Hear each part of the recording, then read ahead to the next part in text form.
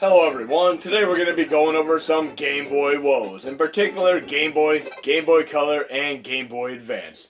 I'm going to show you 3 essential Game Boy cords that you should always have installed, and what each of them is good at doing, what they excel at in particular. Right now I am running the vast majority of Game Boy and Game Boy Color games via Gambatte, which is bin/Gambatte. And I'm going to start this game here and show you one nifty perk to this particular core. On top of it just being very, very accurate, more so for Game Boy and Game Boy Color than mGBA. mGBA is great for Game Boy Advance, but if you're going to run Game Boy, definitely run them on Gambatte, particularly on the Mini. So let's get this show on the road here.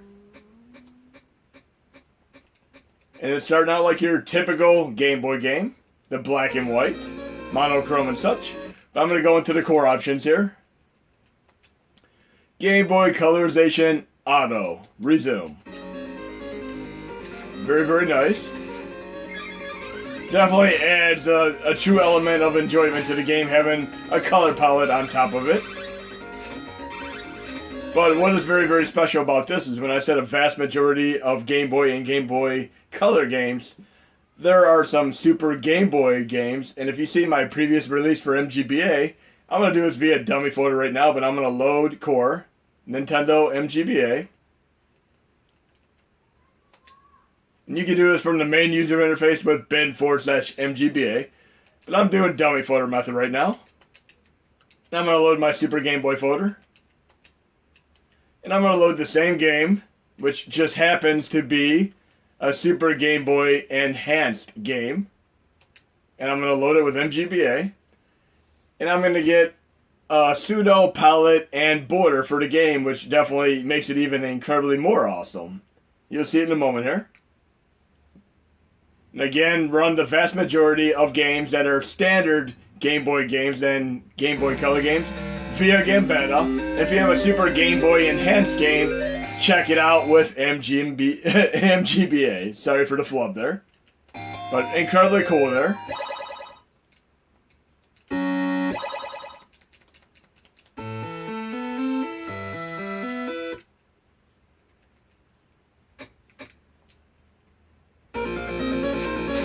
Really, really awesome here, digging it.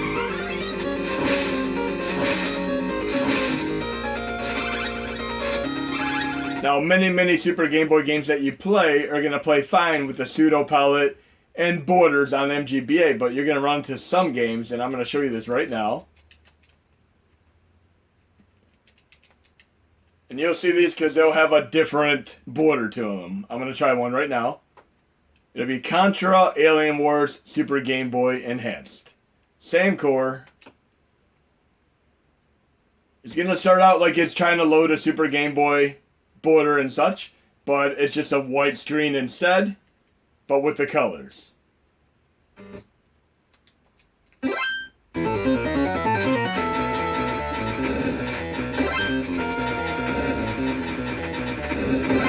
Now, one way we can get around this, and I'm going to show you this right now with the next update.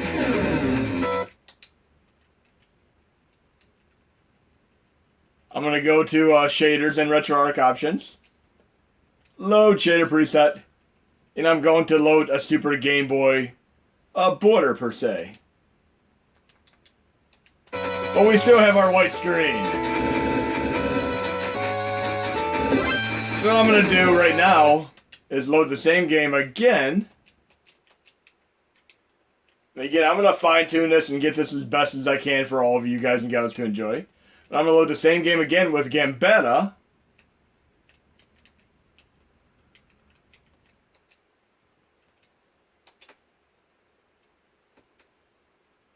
Then I'm going to reload that border. Shaders, load shader preset, Super Game Boy. So at least it's a kind of a smack dab in the middle experience here. Still incredibly cool.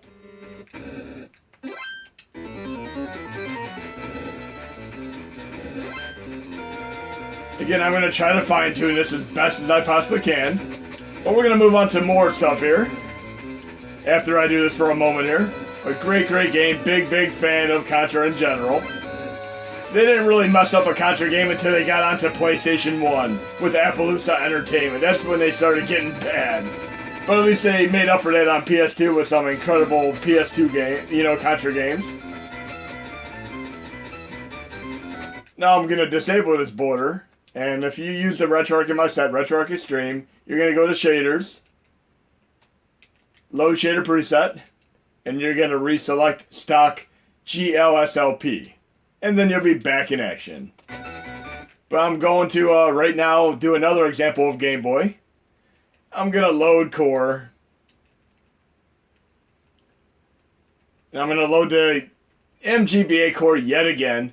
And this is where things get really finicky. Just pay attention closely. Load content, same thing. I'm going to go to my Game Boy folder and dummy. But again, remember, bin/mGBA will still get you there. I'm going to load a game that typically has a lot of issues running on mGBA. Not on PC as much, but due to limitations of our CPU and GPU.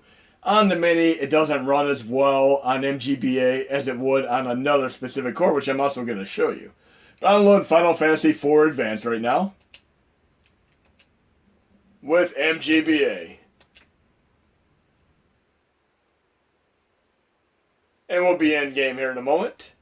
Now this game typically has some slowdown and stuttery music on mGBA, along with the other Final Fantasy games. Again, I'm running on mGBA right now.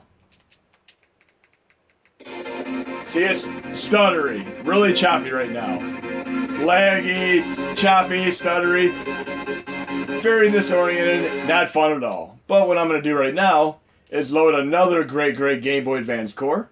Always try mGBA first, and if the game runs fine on mGBA, stick with it. But you have this other core in my set called gpSP, and it is not a PSP core, it's actually a Game Boy Advance core. I'm going to load that core. Again, it would be bin/gpSP. Core is loaded. I'm going to load content. I'm doing dummy folder right now, but you can still do bin/gpSP. I'm going to go to my Game Boy Advance folder and load the same exact game that was just laggy and very, very annoying on mGBA. I'm going to load it with gpSP. There we go. gpSP. Now we're going to get to that same area that was choppy and very irritatingly annoying on gpSP, and we're going to compare. So again, I'm recommending 3 specific cores installed for Game Boy. Gambatte for your majority of standard Game Boy games and Game Boy Color games. mGBA will be fine for most Game Boy Advance games, but you're going to need to run some of them on gpSP. And then if you run into some of the Super Game Boy games, run them on mGBA. I mean, I'm going to have these all in the release notes when I post the update this week, so it won't be totally confusing. But let's get to that area. And a great Reddit friend of mine, ReyVGM, is going to have some great, incredible history of Super Game Boy that I'm going to post as well that you can read. He's a true enthusiast and knows his stuff. But look how much faster and better and much more incredibly awesome it is on gpSP. It is running fantastic and very fabulous right now. So if you're going to run Final Fantasy games, run them on gpSP. They do not run nearly as well on mGBA, sorry. But it's running perfectly well on here right now.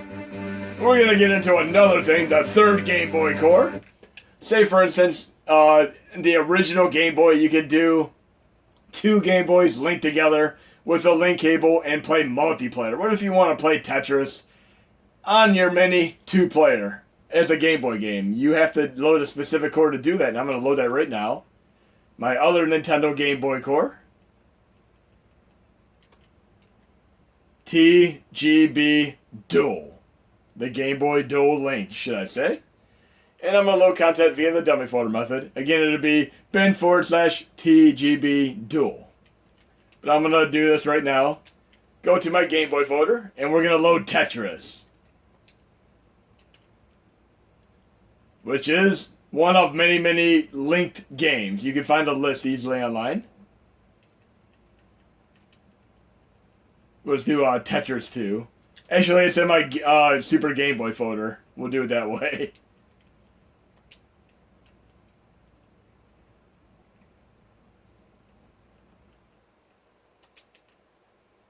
And I'm going to load it with TGB Dual. Then I'm going to go into the core options. Link cable emulation on. Now what I'm going to do right now is actually quick menu, close content. Then I'm going to load the core yet again. So when you change the core option, it is best to exit and re-enter to get it to basically take over prominence properly. So TGB Dual, load content, and I'm just going to load it from the Super Game Boy folder yet again.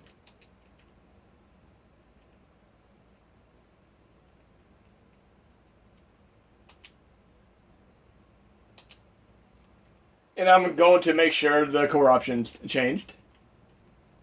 Look at that, double screen, it's awesome. Link cable emulation on. Then I'm going to pull up the second controller and see what happens.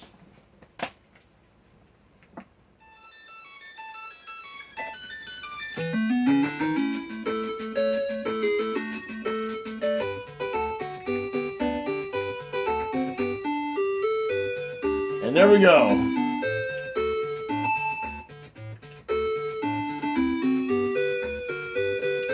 I'm playing it with two controllers right now. Very, very awesome.